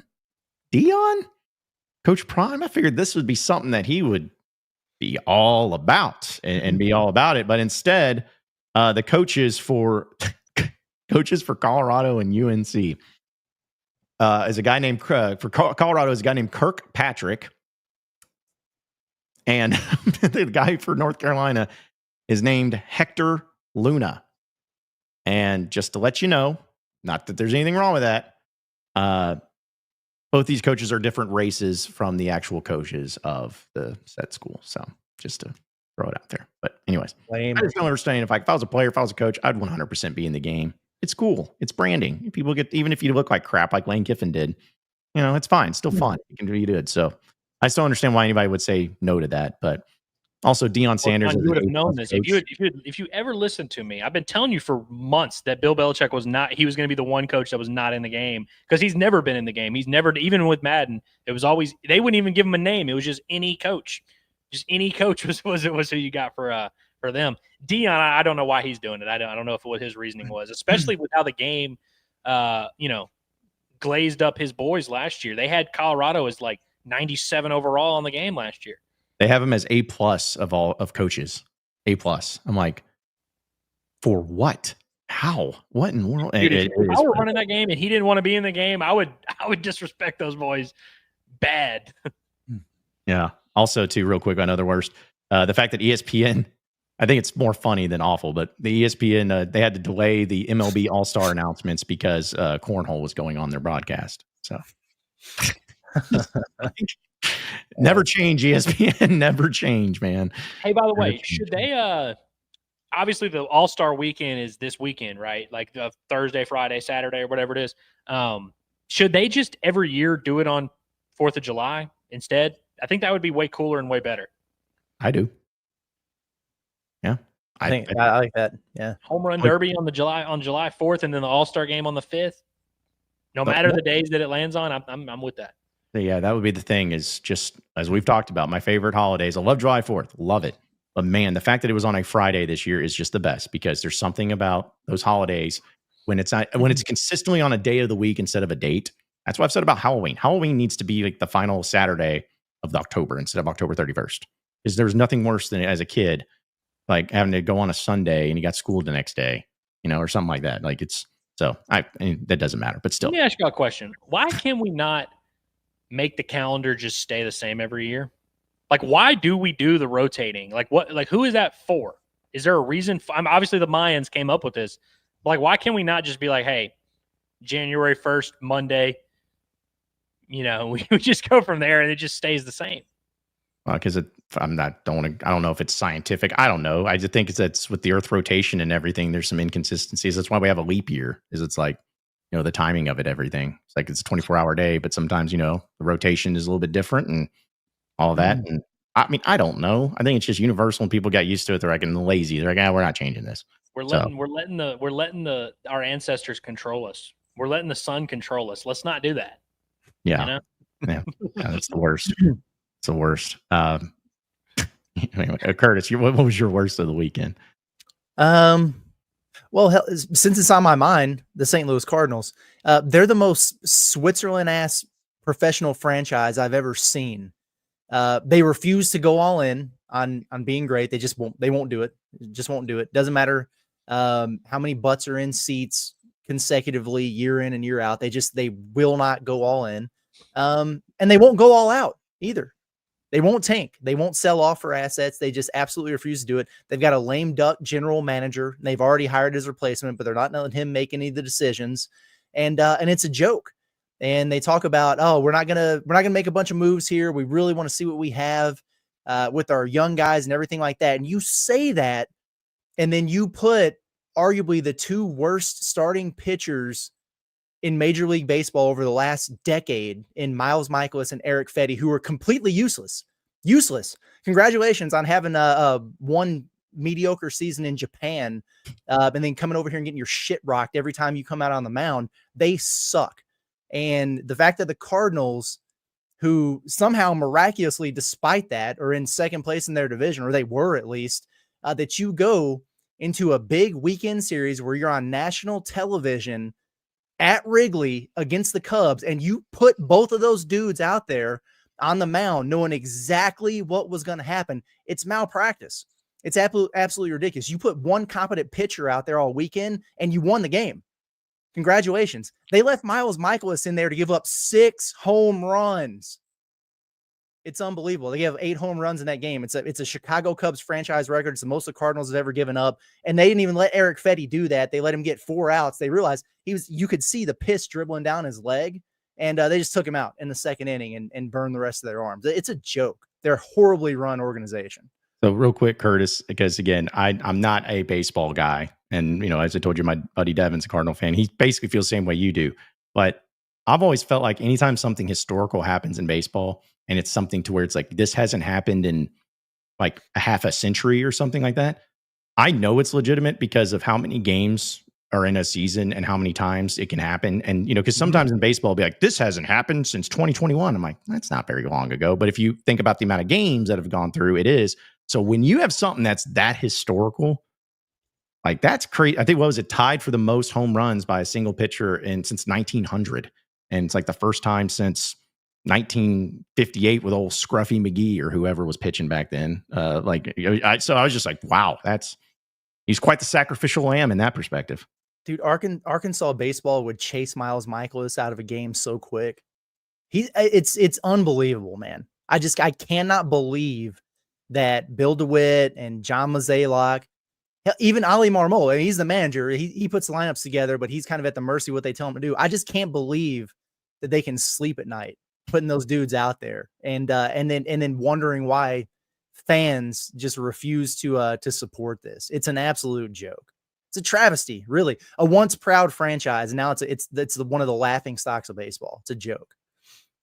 But a great park and some great uniforms, though, that will stand the test of time. And yes, and if you like home runs, then you can watch other teams hit them when they come into Busch Stadium, because the Cardinals don't have any damn power either. It's a joke. Nolan Arenado, is he just washed his hell now? Yeah, dude. Yeah. Sorry, that just he's better this year, but he's like their 7th best hitter in the lineup. Yeah, dude. Curtis's rant just reminded me of like the Charles Barkley thing we saw about the Suns. It's like, how are the nachos? Oh, the cheese is cold, chips are stale. It's like what? He's like, what about the popcorn? Oh, the popcorn's stale. And it's like, oh, what about the cheerleaders? Oh, they ugly now. It's just like everything's bad, like for everything for the Cardinals. But I feel you, man. So mad. So for my worst of the weekend, I'm going to switch gears a little bit to the cinema. So are y'all familiar with the American staple known as Rotten Tomatoes? Yes. So I used to rely on, and Rotten Tomatoes has always kind of been polarizing, but I used to rely on Rotten Tomatoes like very regularly as someone who watches just a lot of movies. And again, you can't lean on it heavily because all Rotten Tomatoes is, for those that don't know, they basically, it's like a litmus test for how audiences and critics view a movie. And, it's a percentage of positive reviews. So there's a critic score, which is the tomato meter, and then there's an audience score. Critics are obviously outlets, people that are paid to do this, blah, blah, blah. And Rotten Tomatoes takes the percentage of reviews that are positive. So when you see that number and it'll be 69, 84, whatever percent, that's the percentage of positive reviews. And so again, if you use it like, hey, if this movie's at 83, I can't see it because it's not 85 or whatever. It's like, it's just kind of a metric that you use. I used to use it regularly, like in college. Every week I would have it. It'd be my go-to one because I would just watch movies every day and kind of base it off that of like, well, if 85% of critics like it and 91% of audiences like it, okay, I'm probably going to like it.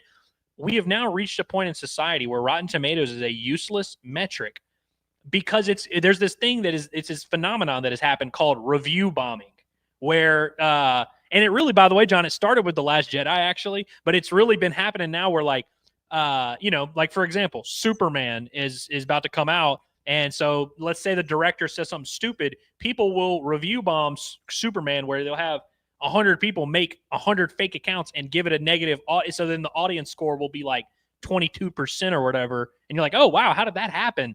It's because these people do this, and there's these people that all the time do it, and critics, it happens as well because you have corporations literally like Marvel, I know for a fact, pays people to get early access to their movie.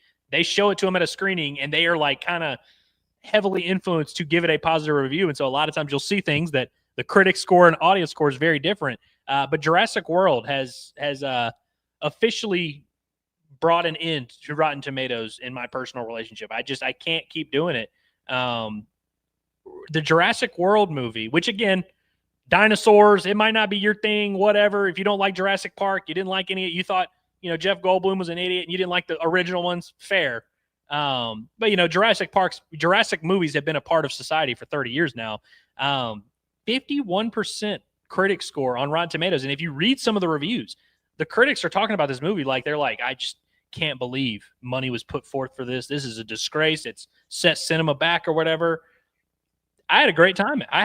There. And the audience score for it is 72%, which is not super high, but also like that's about where it probably should be.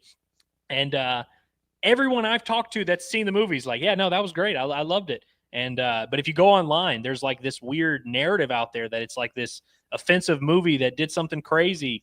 It's literally just dinosaurs on an island, and they're trying to gather research, and there's a big corporation trying to fund it all. It's literally just basic. It's almost too formulaic Jurassic, but it's just dinosaur shit, man. And it was good to see some dinosaurs on July 4th weekend. I had a great time.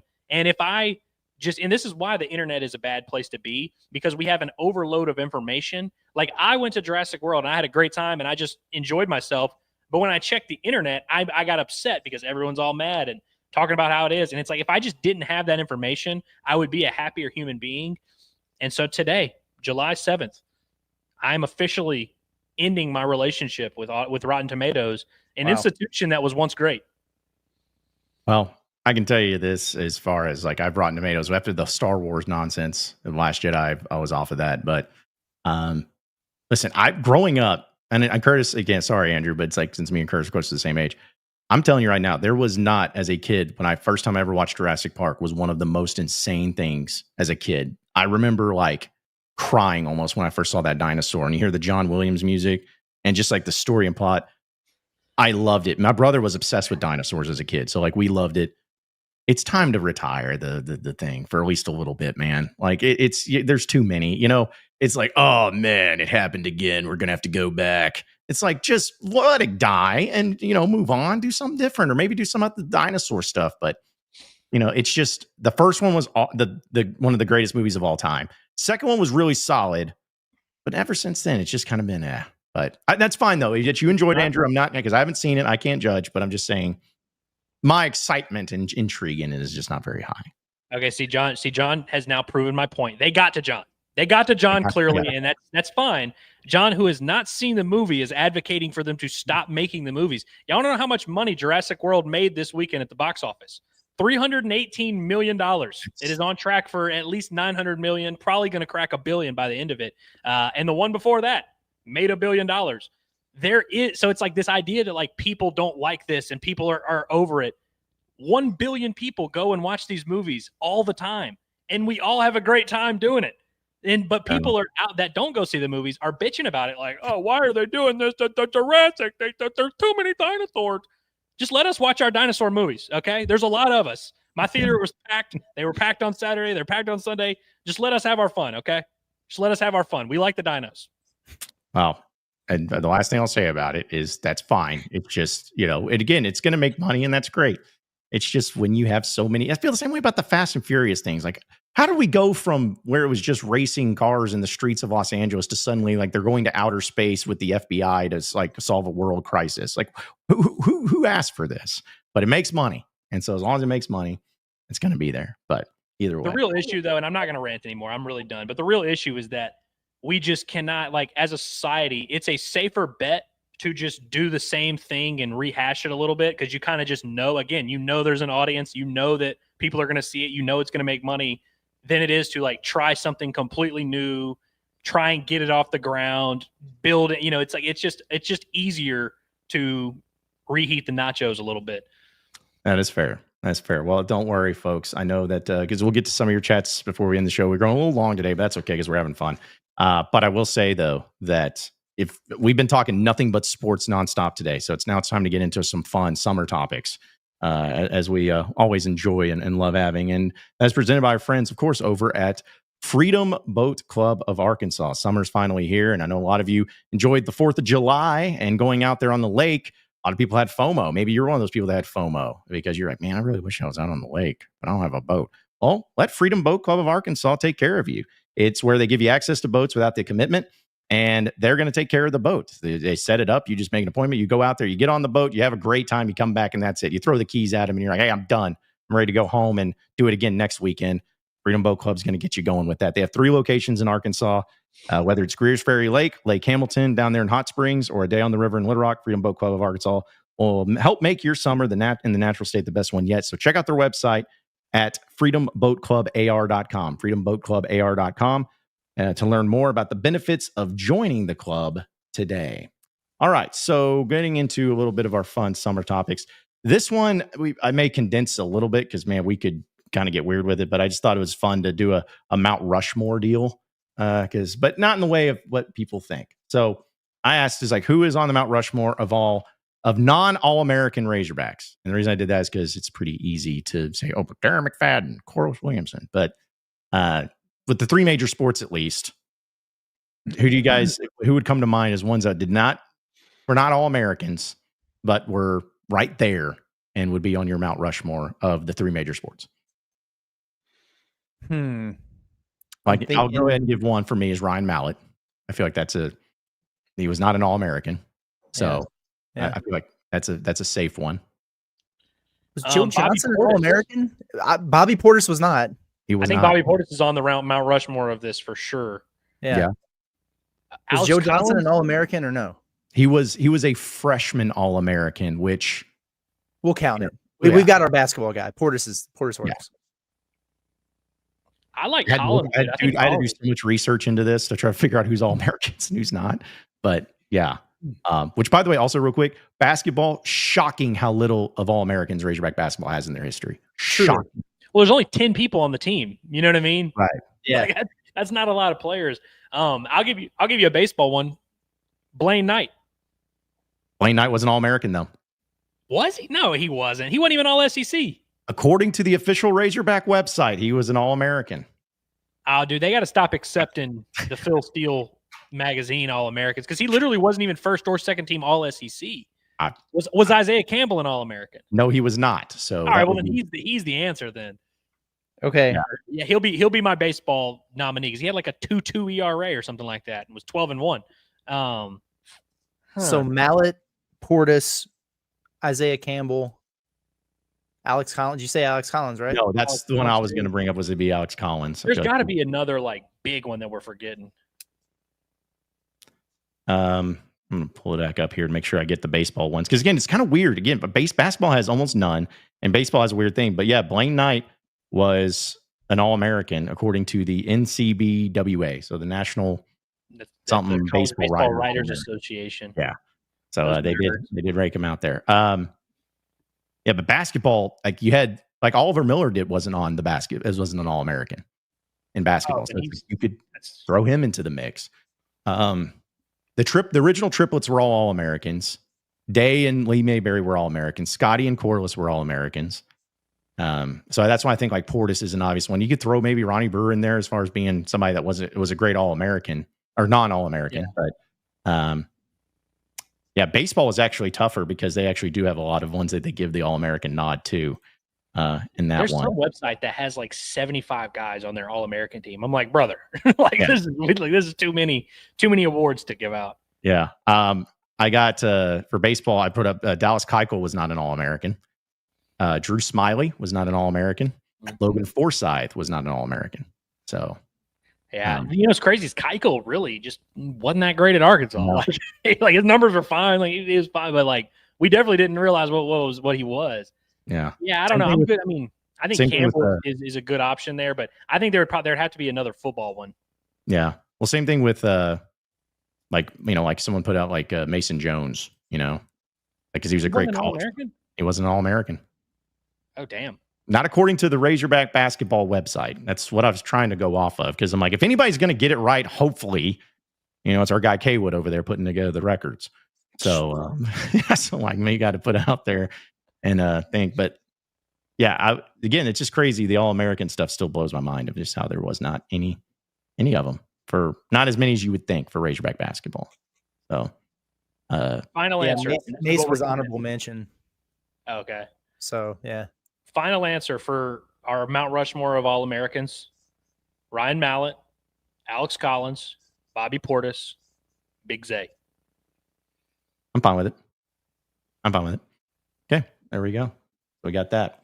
The next one, put hold on a second. I'm an idiot. I put this into the wrong one. It's fine. So we were talking about movies and everything. For the entertainment thing, what is the one movie you were most excited to ever see? Like, whether it's in theaters or not, but a movie that you were like, I can't wait. I have to see it. I am so pumped. Even if it didn't live up to the hype, but just the one where you were going on Rotten Tomatoes and looking at the latest screenshots of what the movie was. Like, did you guys ever have one movie that made you feel that way? I don't really know. Okay. I mean, Dark Knight was one of them for me, but yeah. Because again, I'm kind of a nerd, but I feel like the Star Wars Force Awakens was up there, and then I would even throw in, because again, I'm a nerd, Harry Potter and the Deathly Hallows Part 2. So yeah, most of mine are all obviously nerd stuff, but I'll give y'all one going back to my kindergarten days. Spider-Man 2, back when they actually did midnight premieres. My mom let me sleep in the next day. And I got to go to kindergarten late because my dad and brother took me to the midnight screening of Spider-Man 2. But at that point in time, I don't think I could have been more excited for an event on this planet in that given moment. Yeah, that's fair. I was trying to think of a movie that I was excited about that I didn't see in theaters. But I don't know. As a kid, there was always movies I was excited about, and I never understood why. There's ones that were terrible, even. High School Musical 2 was a big deal. I remember me and my buddies getting together to watch that. That came out on Disney Channel. We had to get together at 8/7 Central to watch that one.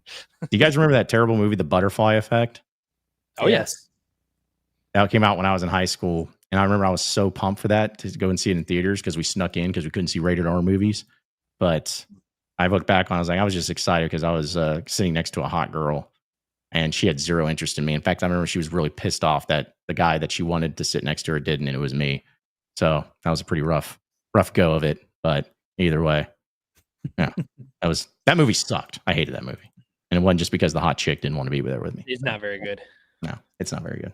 Ashton Kutcher, you had like 2 or 3, man. You need to call it quits after that. I remember a lot of hype and going and seeing the Blair Witch Project. Yes. Because everybody's like, oh, you're going to freak out. Oh, yeah, people are passing out in the theaters. And so I remember going to that and being like, oh, hell yeah. And I was very much underwhelmed by the experience. But I was a big horror flick kind of guy. So it took a lot to get me going. My buddy, a different buddy of mine, we were watching the Texas Chainsaw Massacre remake and he passed smooth out, dropped. It was crazy behavior. I hate horror movies. I hate scary, like, not because I'm scared of them, because most of them I just think are so dumb. Like, let's just go into this scary looking place that has a bunch of saws in it, and then we're shocked when there's a killer in there. Like, okay, good job, nicely done. So yeah, and for the food one, I actually meant to put a different one in here either way, so I'll just go ahead and make it happen now. But for the food one, very simple, basic one, but you only get one side dish for the rest of your life. Which side dish you choosing? Mac and cheese. It's a great one. I'd love me some mac and cheese, man. Hard to You beat. can screw it up, but mac and cheese done right is good. Does like just straight up French fries count as the side dish? Because that's my answer a lot of times. You know what I mean? Like, I think I would have to just lean with French fries, but mac and cheese is a good one. See, that's the thing. It's like fries, man. It's like goated, man. It's hard to go against it, but I don't know. I'm weird where I can eat fries by themselves, but if I'm eating them with something, it has to be something specific. I can't just eat, like, I can't have Italian food, like pasta, and then have fries next to it. You know what I'm saying? But I feel like mac and cheese, you can force the issue. You can make it a little bit easier where it's like, oh yeah, if you have it with Italian, well, it's pasta. It's Italian there too. Mm-hmm. If you have it with a burger, it's like, it's mac. They make mac and cheese burgers, pizza, even mac and cheese pizza. You could do it on there. So it's very versatile. Yeah. I mean, fries is tough. I guess if you threw it all in potatoes, fried potatoes, just in general, because I would throw tater tots, part of that, hash browns, which is a bunch of bull crap that, Chick-fil-A is like, oh, we have hash browns. No, those are tater tots. Like, just because you serve them breakfast doesn't change the name. They're still tater tots. So, but I think those two, hard to argue of like what you can't beat those two. There's a lot of great sides. Like, there are unlimited great sides, but in terms of like ones that like I couldn't live without, I think those would be the ones. Like, there's a lot that are great that I could very much live without. I don't think I could live without those two. Yeah, I don't think so either. Real quick, let's go through a few of these chats. Meant to get to them. But I just like this from Randall, where he just says, pop on to get my run in with Razorback knowledge from the Mount Rushmore of all things Razorback, and you guys depress me with the Cardinal organization I grew up with that has been destroyed. So we feel the same. Listen, I was much more excited about getting to the Mount Rushmore than having to talk about that. I wasn't even going to bring that up for my worst of the weekend. Honestly, what I was going to bring up, and I do want to just say real quick before we get out of here, the flooding stuff in Texas. Oh, dude, it's awful. It's seeing the videos of that, it just makes me sick to my stomach. And then all the stories with the camps and the look, it's just brutal. So I didn't want to get to the end of the show without mentioning that. Just hate it, and it's tragic. And hopefully they have as many miracles. I saw there's a couple girls that were high up in a tree that they were able to rescue like 2 days after the fact, and I hope there's a lot more of that. But just the loss there, it's unimaginable. Yeah, and I hate it. But yeah, sorry for the Cardinals rant, man. It just that got brought up, and as soon as Andrew mentioned that game last night, which I sat around and watched, it just I saw red, and it wasn't Cardinal red. Also, too, Austin from work says, isn't it strange to be most confident about linebackers up until the last couple seasons? We didn't say that for 20 years. I mean, here's the deal: is that Pittman, when he first got here with Odom and Sure, linebackers were really great. I mean, they really were. That was when it shifted, like randomly. Yeah, because it was sure, Grant Morgan's just going to get 120 tackles, and Bumper Pool and Hayden Henry's taking people's heads off. Yeah, like these walk-ons turned All-American caliber linebackers, and then there was Bumper Pool, who was like the highly touted guy coming in and was maybe the least effective of all of them. Is crazy how all that kind of panned out. Michael Shear definitely changed it because Austin's 100% right. Before that, every single year, even in Arkansas's good years, it was like, damn, I wish they had more than 2 linebackers that were playable. But now, like in the last 6 years or so, Arkansas has been pretty stout at the linebacker position. Very quickly, real quick, funny story. I remember being at SEC Media Days and Bumper Pool was there, and they were all doing the rounds and walking around, and I was sitting down in the main room, and there was this Alabama football player. I'm not gonna say his name, but he was standing up there and he was waiting to go up to the table. And you go, man, who's that? And then somebody said, and he sees his name on the card. He's like, Bumper Pool. Just said, what a name, and this, that, and the other. Another guy goes, yeah, he's the linebacker at Arkansas. He's like, they got a white linebacker? He's like, yeah. He's like, oh man, I never seen one of those. Like, it was such a really funny. He didn't mean anything by it. He was just being funny, but it was still like just cracked me up because I got this Alabama All-American, first round pick probably happened, and he was just like, oh, I didn't know that.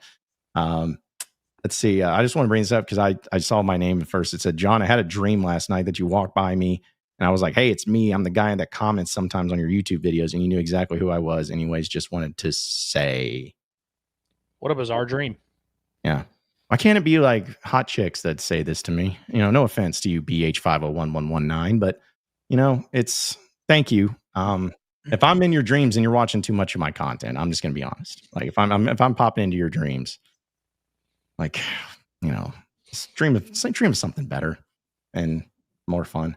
Let's see. Also, a couple more here. Our Broken Hawk says if Pittman gets fired because we actually go 4-8, wouldn't we just basically be in the same position we were after Morris? It makes no sense to what an awful season. I don't think we would be in the same position at all.